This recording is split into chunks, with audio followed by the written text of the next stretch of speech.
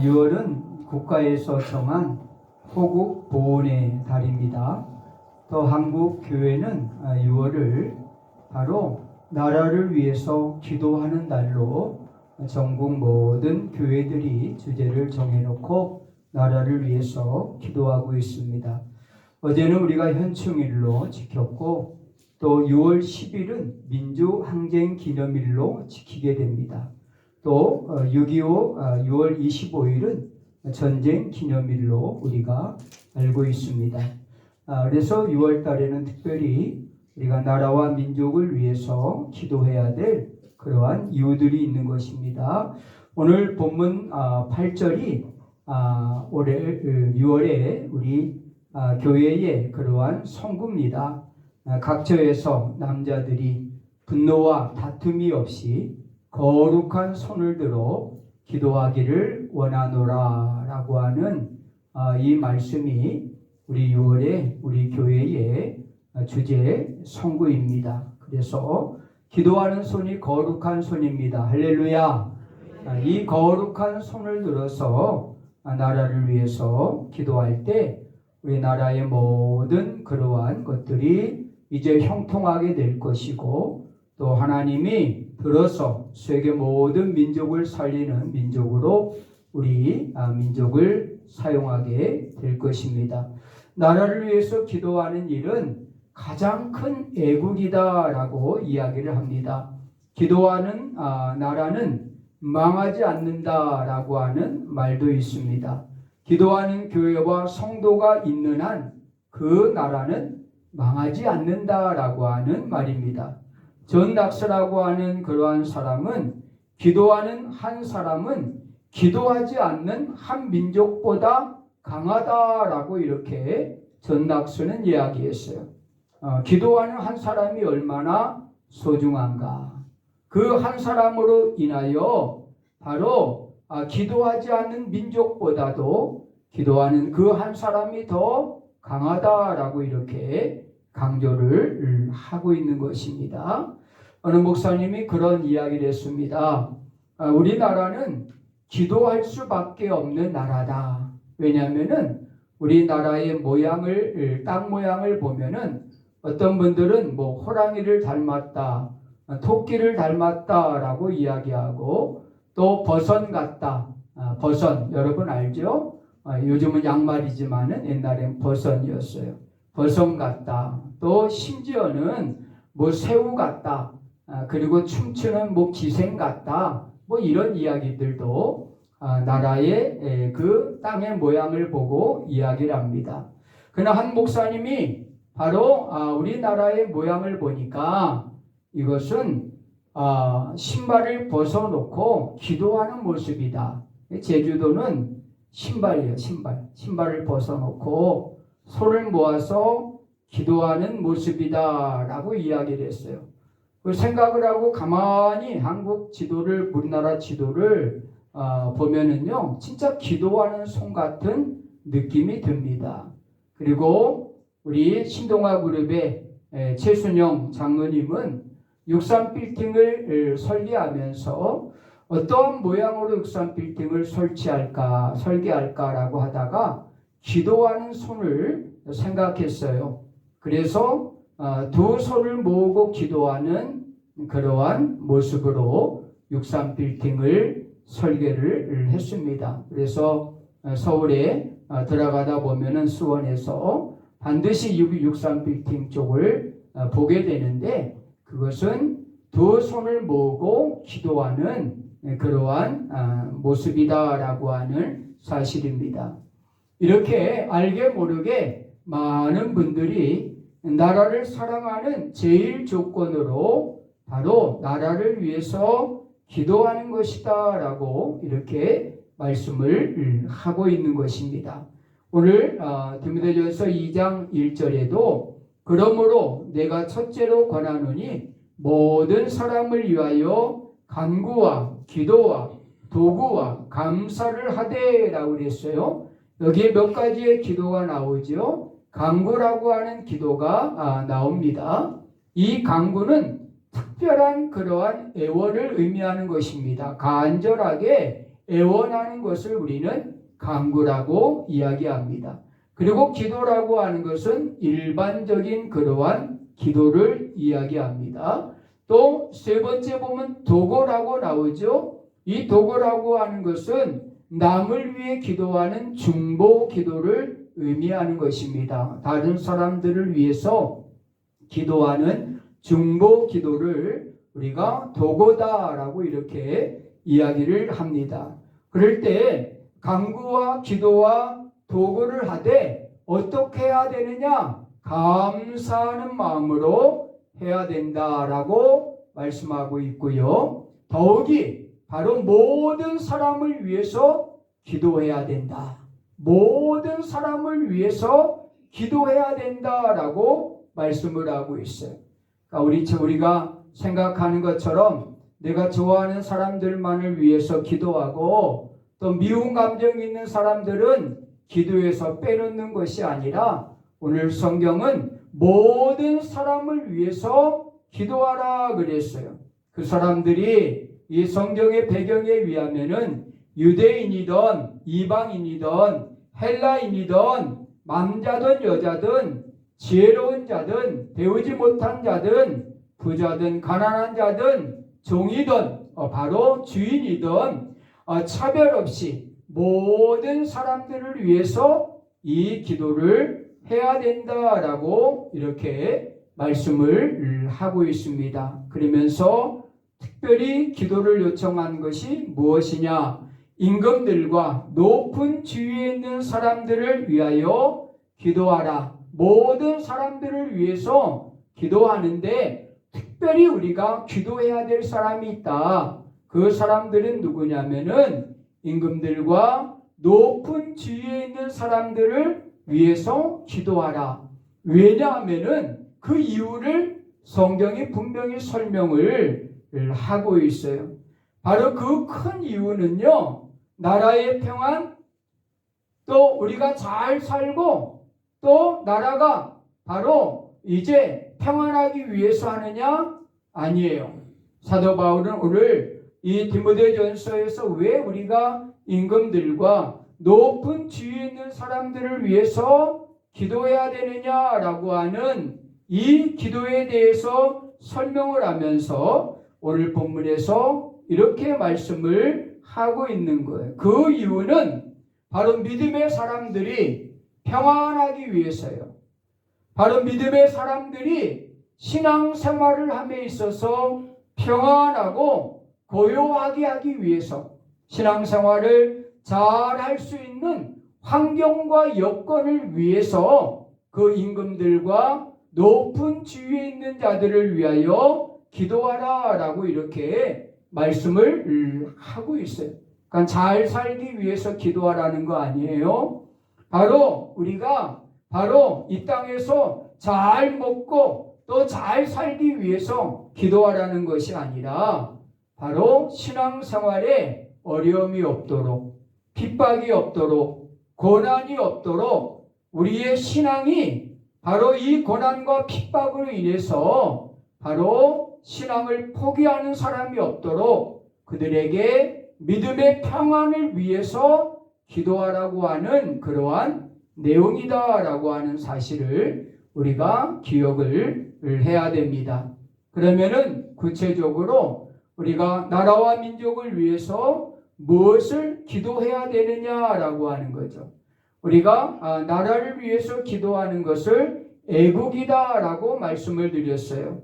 또 애족, 애민, 또 애국사상, 애국정신 등 이런 이야기를 하는데 이 모든 용어들은 대부분 우리 기독교, 초대 기독교에서 나온 그러한 용어들이에요. 그래서 나라를 위해서 기도하는 것이 애국이고 또 애족이고 애민이고 애국사상이고 애국정신이다라고 하는 것이 우리 초대 기독교로부터 나왔던 그러한 단어들입니다. 우리 한국 기독교는요, 일본의 36년에 그 박해와 시련을 겪었던 그러한 한국교회입니다. 한때는 70만이라고 하는 그러한 기독교 인구를 갖고 있었어요. 일제 통치 안에서도 70만이나 되는 그러한 믿음의 사람들이 있었어요. 그러나 일제의 그러한 박해와 시련 속에 많은 순교자를 내면서 신자의 수가 급속도로 줄고 말았습니다. 또한 6.25 전쟁을 통해서 종족의 상잔을 비극으로 맞이하면서 바로 많은 또 하나님의 사람들이 떠나가게 되었고 또 순교를 하게 되었던 것을 보게 됩니다. 교회가 평안할 수가 없는 그러한 상황이었어요. 그런데 어떻게 이 일제 36년의 압박 속에서 그 박해 속에서도 우리 한국 교회가 살아남게 되었는가? 그리고 6.25라고 하는 그러한 전쟁으로 인해서 거의 3분의 2가 북한 땅에 교회가 있었는데 어떻게 이렇게 한국 교회가 살아남게 되었느냐라고 할 때 그것은 결국은 한국 교회의 저력인 기도 때문이다라고 하는 사실입니다. 한국 교회는 세계 교회 유래상 찾아보기 힘든 그러한 기도의 능력을 가지고 있는 그러한 민족이 우리 한국 교회 민족입니다. 그래서 세계의 많은 그러한 교회들이 한국 교회를 본받으러 오는데 무엇을 본받으러 옵니까? 새벽 기도하는 거, 금요 기도하는 거, 이거는 세계 교회사의 유래를 찾아볼 수 없는, 그래서 많은 세계의 그러한 성장학자들이 한국 교회의 성장은 다른 데 있지 않고 새벽 기도와 금요 기도, 철야 기도에 있다라고 이야기를 합니다. 한국처럼 많은 그러한 기도원이 세워진 나라가 없습니다. 그만큼 한국 교회는 철저하게 무릎을 꿇는 그러한 교회였다라고 하는 거죠. 그렇기 때문에 일제 36년에 그 박해와 핍박 가운데 순교자를 내면서도 한국 교회는 더욱더 성장하게 되었고 6.25라고 하는 전쟁으로 반쪽이 공산화되었고 그것을 3분의 2의 교회가 있었지만은 그러나 한국 교회가 바로 더욱더 성장할 수 있는 그러한 발판이 되었고 흩어져서 지역마다 교회가 생기게 된 이유가 결국은 60년 이후 바로 한국 교회가 성장의 그러한 토대를 마련했다라고 하는 사실입니다. 그런 것을 볼 때 하나님이 주신 그러한 우리 한국 교회의 은혜는 기도의 은혜다라고 하는 사실이에요. 기도하기 때문에 한국 교회가 살았고 세계에서 가장 많은 그러한 선교사를 파송한 그러한 나라로 세워지게 되었던 이유도 바로 한국 교회의 기도에 있다라고 하는 사실입니다. 자, 그렇다고 하면 구체적으로 우리가 무엇을 위해서, 나라를 위해서 기도해야 되느냐? 첫째로 정치와 정치인 그리고 지자체 지도자들을 위해서 우리가 먼저 기도해야 된다라고 하는 겁니다. 오늘 1절의 말씀과 같이 임금들과 높은 지위에 있는 모든 사람들을 위해서 기도하라라고 이렇게 말하고 있습니다. 나라를 위해서 일하는 위정자급, 다시 말하면은 지도자들을 위해서 기도하라라고 이렇게 말씀을 하고 있습니다. 로마서 13장 1절에 보면은 이렇게 말씀하고 있어요. 각 사람 위에 있는 권세들에게 복종하라. 권세는 하나님으로부터 나지 않음이 없나니 모든 권세는 다 하나님께서 정하신 바라라고 이렇게 말씀을 하고 있습니다. 권세 가진 자들에게 순종하라, 복종하라라고 이렇게 말씀을 하고 있어요. 디도서 3장 1절에도 통치자들과 권세 잡은 자들에게 복종하며 순종하라라고 이렇게 말씀을 하고 있습니다. 또 베드로전서 2장 17절에도 보면은 무엇 사람들을 공경하며 형제를 사랑하고 하나님을 두려워하며 왕을 존대하라라고 이렇게 말씀을 하고 있어요.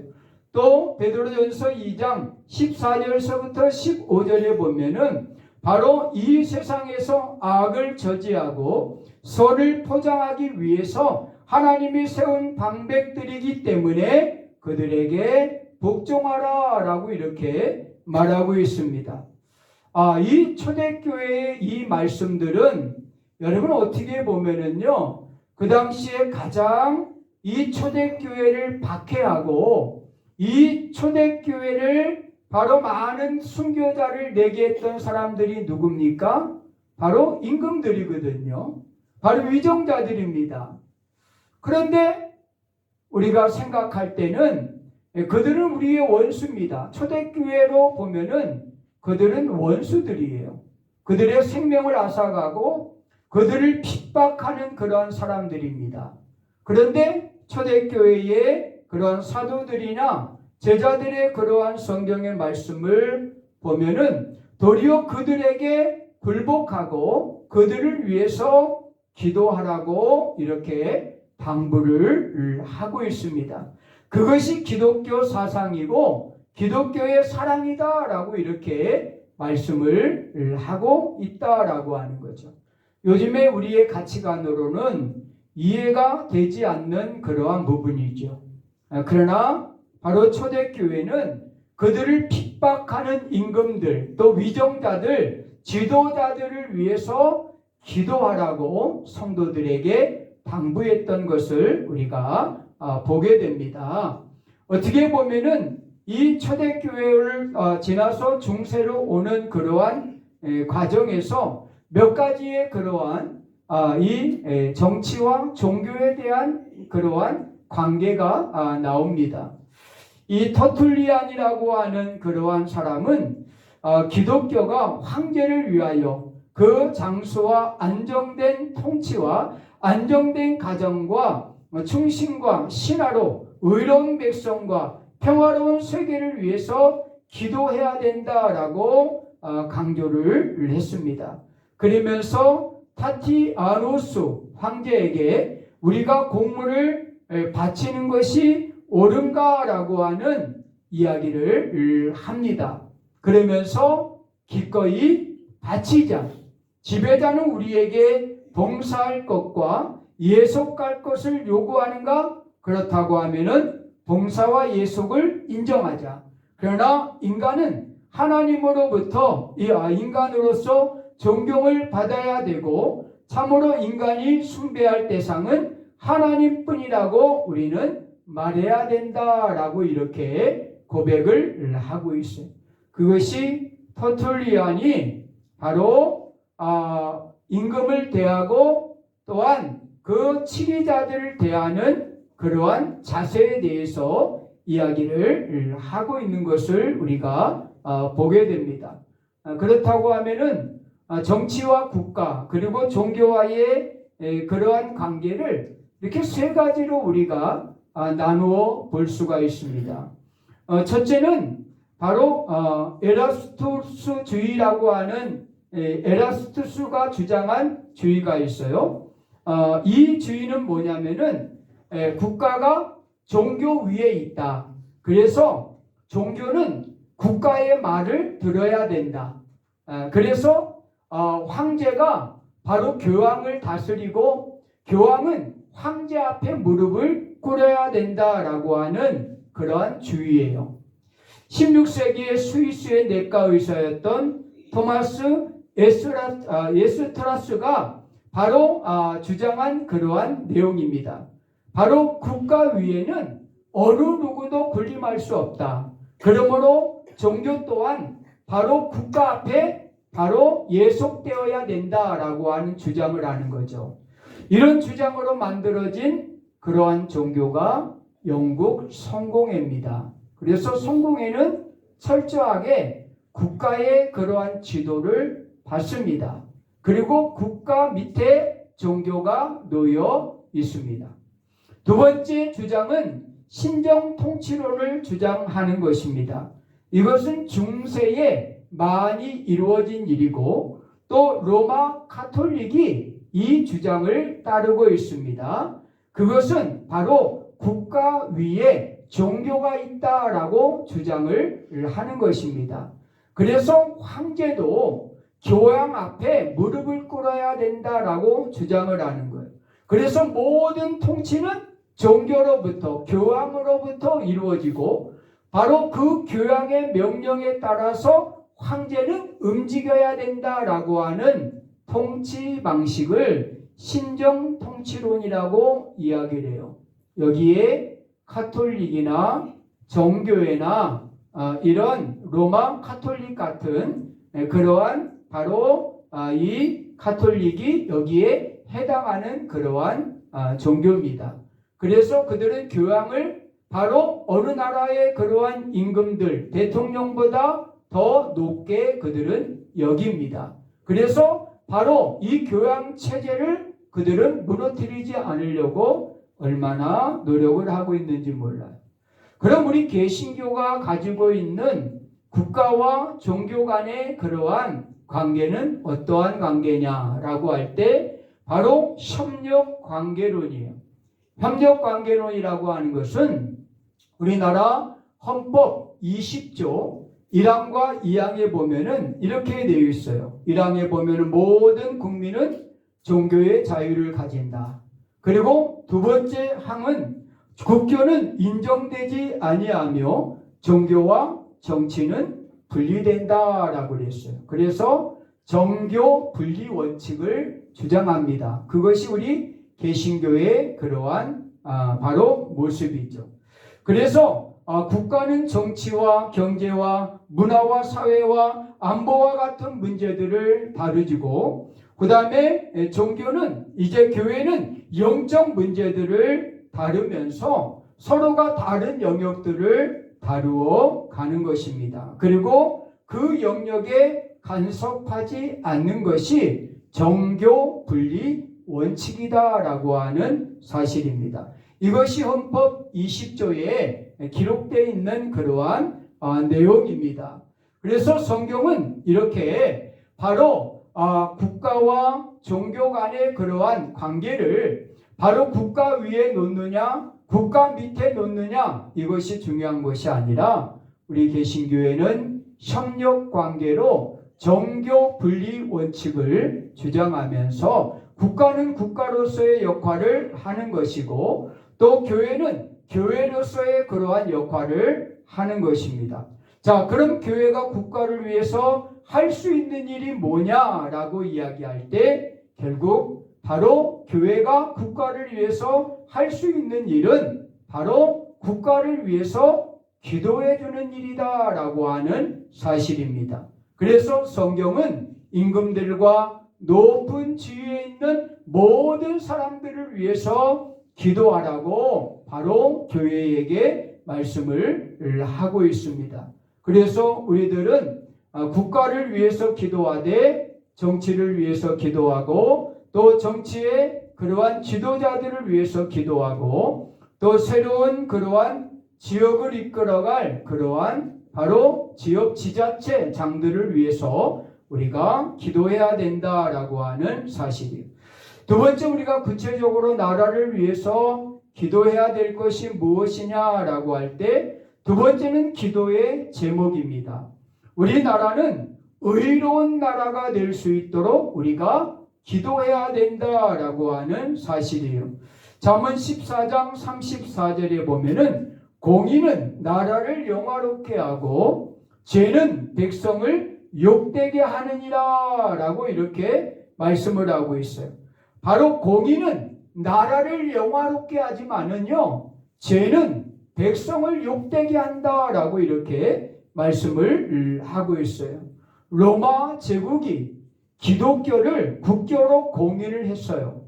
그럼에도 불구하고 바로 로마 제국이 476년에 바로 그들이 무너지게 된 사라지게 된 이유가 무엇이었느냐라고 할 때 많은 사람들이 동일하게 이야기하는 것이 도덕적, 윤리적 타락이다라고 이야기해요. 그러니까 로마는 어떤 다른 나라에 의해서 무력으로 무너진 게 아니라는 거예요. 바로 어느 나라가 침입을 해가지고 로마를 바로 무너뜨린 것이 아니라는 거예요. 로마는 스스로 무너졌는데 왜 무너졌느냐? 도덕적으로 윤리적으로 타락을 해서 무너졌다라고 하는 사실이에요. 바로 제정 러시아. 요즘 젊은이들은 뭐 제정 러시아라면 잘 이해가 안 갈 거예요. 바로 러시아가 공산주의가 되기 전에 바로 그 러시아를 제정 러시아라고 불렀어요.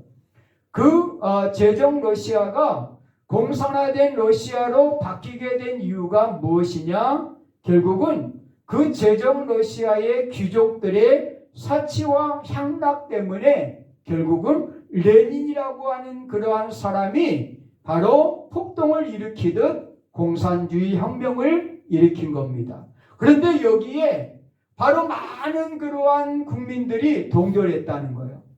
그 동조한 이유가 무엇이냐?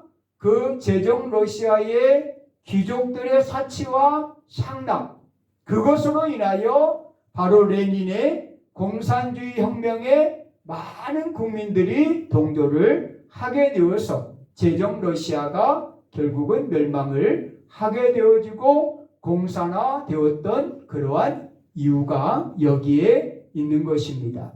이렇게 나라가 의로운 나라가 되지 못하고 도덕과 윤리가 타락해 버리고요, 사치와 향락이 만연해지면은요, 결국은 그 나라는 결국은 멸망을 하게 되어 있어요. 그래서 우리가 기도해야 될 기도의 제목 가운데 하나가 의로운 나라, 하나님, 바로 하나님의 진리와 정의가 바로 세워지는 의로운 나라가 되어야 된다라고 하는 그러한 기도를 우리가 해야 돼요. 제가 몇 번 얘기한 적이 있어요. CCC의 창설자이신 우리 김준곤 목사님, 제가 무척 존경하는 분이셨어요. 그분이 1981년 11월 28일에 141원이라고 하는 그러한 글을 썼습니다. 그 글의 제목은 내 조국이라고 하는 그러한 글이에요. 글을 잘 들어보세요. 100번 고쳐 죽어도 님 향한 일편단심 변할 수 없음과 더러운 세상에서 백설이 망곤할 때 독약청청하고 싶던 송죽 같은 충신들의 나라, 어머니처럼 하나밖에 없는 내 조국, 어디를 찔러도 내 몸같이 아픈 조국, 나는 내 조국에 한 가지 기적이 일어나기를 원하고 있다. 그것은 예수를 통한 인격적인 기적이다. 한국인이 만든 나사못 하나, 단추 하나라도 세계 시장에서 의뢰이 그 신앙과 양심이 보증수표처럼 믿어지는 그런 민족이기를 원한다. 동방의 빛 코리아, 지상에 단 하나밖에 없는 성민 코리아를 위하여 밑거름이 되고 싶다. 이것이 김준곤 목사님이 141원이라고 하는 그러한 글에서 내 조국을 나는 이렇게 사랑한다. 그리고 이런 나라가 되기를 원한다라고 하는 내용으로 쓴 그러한 글이에요.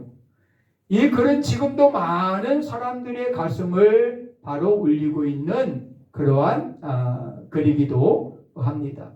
아마 성지순례를 가셨던 분들은 아마 터키나 그리스를 가면은 이 소아시아 7교회를 만나게 돼요. 저도 기대를 가지고 가봤지만은요, 그런데 기대 이하였어요. 그 이유는 뭐냐면은 소아시아 7교회가 이렇게 건물이 남아있을 줄 알았어요. 그런데 가보니까요, 건물이 아니었어요. 건물이 남아있는 교회가 하나도 없었어요. 그리고 단지 가이드들이 여기가 두아디라 교회, 서머나 교회 터였습니다. 이 정도예요. 그러니까 그 마을에 어디에 바로 서머나 교회가 있었는지 두아디라 교회가 있었는지 알지도 못해요. 왜? 돌 위에 돌 하나 남지 않고 다 사라져 버리고 말았기 때문에. 왜 소아시아의 그 7교회가 다 사라져 버리고 말았을까요? 그 한 가지 예를 들면은 바로 두아디아 교회를 예를 들면은 계시록 2장 18절에 두아디아 교회에 대하여 책망한 것이 있어요. 그 책망 가운데 하나가 이사벨을 용납한 것과 내 종들을 깨어 행음하게 하고 우상의 제물을 먹게 한 것이다 라고 그랬어요. 이 두아디아 교회를 바로 예를 들었지만은 이 두아디아 교회가 이사벨을 용납했어요. 그런데 그 이사벨이 무엇을 했느냐? 종들을 깨워서 뭘 했어요? 행음을 시켰어요. 행음을 시킴으로 말미암아 바로 윤리와 도덕이 다 무너져 버리고 말았어요. 그것이 소아시아 7교회가 사라지게 되었던 그러한 가장 중요한 이유 가운데 하나다라고 하는 거예요.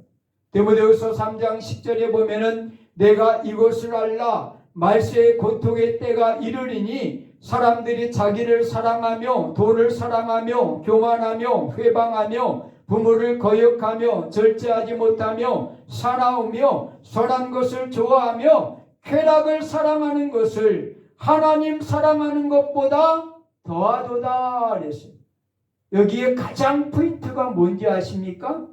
부모를 거역하고 회방하고 돈을 사랑하고 교만하고 물론 마지막 때에 나타나는 증거들이에요. 그런데 여기서 핵심의 단어는 쾌락을 하나님보다 더 사랑했다라고 하는 것이 이것이 마지막 때에 나타날 말세의 고통의 때에 나타날 그러한 모습들이다라고 하는 거죠. 나라가 외부의 침입으로부터 망하는 것이 아니라 나라가 바로 이런 쾌락과 또한 이런 도덕과 윤리가 땅에 떨어져 버리면은 스스로 그 나라는 멸망하게 되어 있는 거예요. 바로 성경 잠언 14장 34절의 말씀이 그대로입니다. 공의는 나라를 영화롭게, 의는 나라를 영화롭게 하지만은 죄는 결국은 그 나라를 망하게 한다라고 하는 사실입니다. 그래서 우리가 기도할 때 우리는 바로 의로운 나라가 될 수 있도록 기도해야 돼요. 왜 솔로몬이 지혜로운 왕이었는지 아십니까? 솔로몬이 IQ가 높아서 지혜로운 왕이었다? 아니에요. 그 당시 IQ는 뭐 검사했겠어요? 그런데 왜 솔로몬이 지혜로운 왕이었느냐? 라고 묻는다고 하면은 한마디로 이 솔로몬은 그가 왕이 되자마자 열왕기상 3장 8절과 9절에 보니까 가장 먼저 하나님께 구한 것이 뭡니까?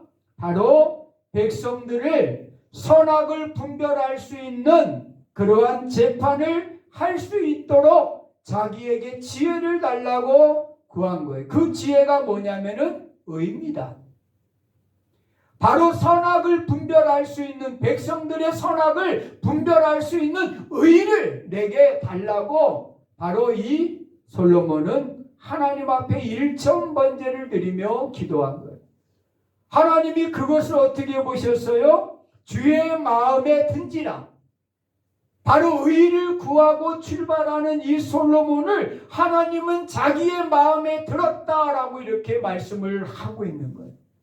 결국 나라와 민족이 살 수 있는 방법은요, 바로 의를 구하는 나라는 살게 되는 거예요. 그러나 죄악을 추구하는 나라는 결국은 멸망을 받게 되어 있다라고 하는 사실입니다. 그럼 우리가 무엇을 기도해야 될까요? 잘 사는 거? 번성하는 거? 여러분, 그것을 위해서 우리가 기도해야 될까요? 그거는 차후의 문제예요. 우리가 가장 먼저 기도해야 될 것은 우리나라의 의를 위해서 도덕과 윤리가 땅에 떨어지지 않고 정의와 공의가 흐트러지지 않는 그러한 나라가 될 수 있도록 바로 선악을 분별할 수 있는 지도자, 의를 분별해서 바로 나라를 통치할 수 있는 그러한 지도자들을 위해서 우리가 기도해야 된다라고 하는 사실입니다. 마지막 세 번째는 우리가 구체적으로 기도해야 될 제목이 있어요. 국가와 정치와 정치인들과 지자체장들을 위해서 기도해야 되고, 또 우리나라가 의로운 나라, 공의로운 나라가 될 수 있도록 기도해야 되고, 세 번째는 바로 우리나라가 하나님이 통치하는 나라가 될 수 있도록 기도해야 됩니다. 제가 공직자가 아니라 저는 가능해요, 이 이야기가. 그러나 공직자가 만약에 이 이야기를 했다가는요, 난리가 날 겁니다. 바로 하나님이 통치하는 나라, 하나님이 통치하는 화성시, 하나님이 통치하는 그런 수원시 될 수 있도록 기도하라는 거예요. 그래서 성시화 운동을 하잖아요. 성시화 운동. 성시화 운동이 뭐냐면은 화성시를 바로 하나님이 통치하는 그러한 시로 만들겠다는 거예요. 바로 수원시를 하나님이 통치하는 그러한 바로 시로 만들겠다는 거예요. 그것이 성시화 운동이에요. 성시화 운동. 우리는 그 일을 위해서, 여러분 공직자, 높은 공직자들 아니잖아요. 그러니까 그 얘기해도 돼요, 여러분들은 다.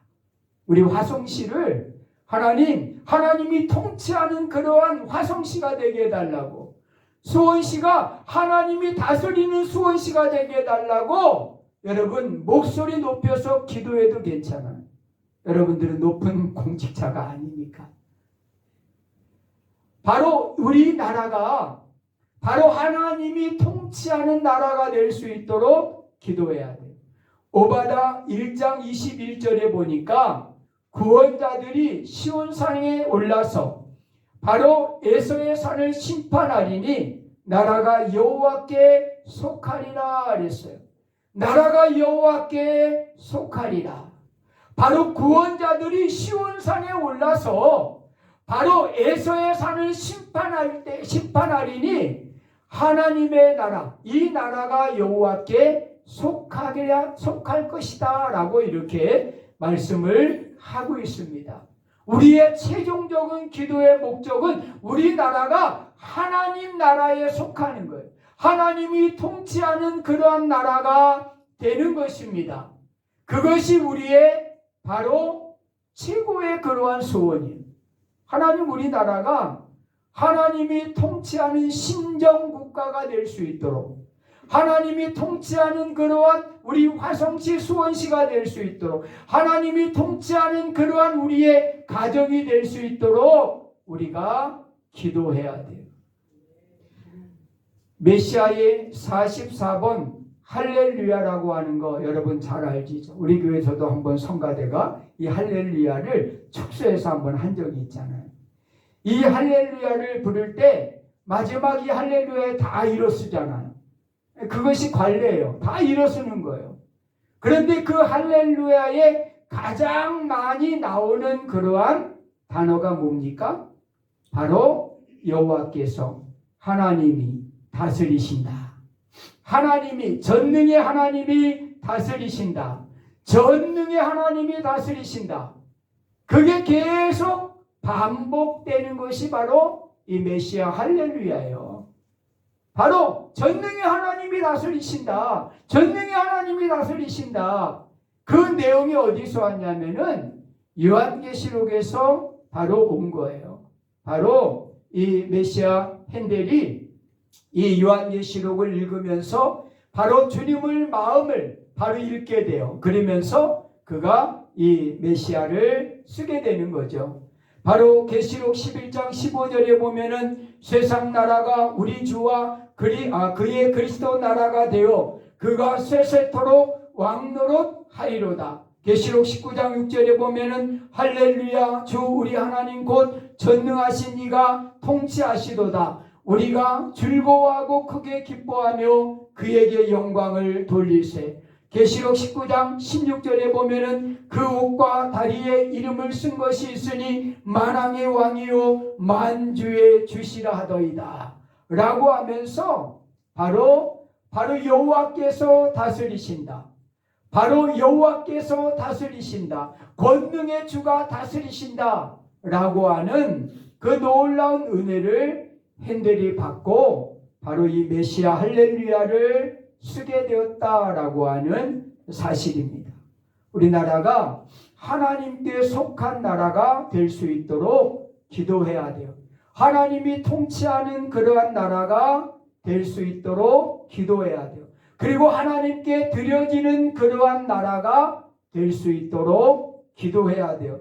그래서 마지막 때에 우리 나라를 통해서 하나님이 세계 만방에 복음을 전하고 제사장의 나라 거룩한 백성으로 우리 나라와 민족이 쓰임받을 수 있도록 우리가 기도한다고 하면은 하나님께서 반드시 우리 민족을 포기하시거나 우리 민족을 버리시지 않을 것이다 라고 하는 사실이에요. 오늘 우리가 세 가지의 나라를 위한 기도의 제목을 말씀을 드렸어요. 기억하세요. 첫째로는 국가의 정치인들을 위해서 또 지자체장들을 위해서 기도해야 된다. 또 두 번째는 바로 우리나라가 의로운 나라가 될 수 있도록 윤리와 도덕이 바로 타락하지 않도록 정의로운 나라, 공의가 강물처럼 흐르는 나라가 될 수 있도록 기도해야 된다. 세 번째는 하나님이 통치하는 하나님께 속한 나라가 될 수 있도록 하나님이 우리나라에 촛대를 옮기지 않도록 그래서 하나님이 마지막 때에 우리 민족과 나라를 쓸 수 있는 그러한 나라와 민족이 될 수 있도록 하나님께 속한 나라가 될 수 있도록 위해서 기도해 주시기를 간절히 축원합니다. 기도합니다.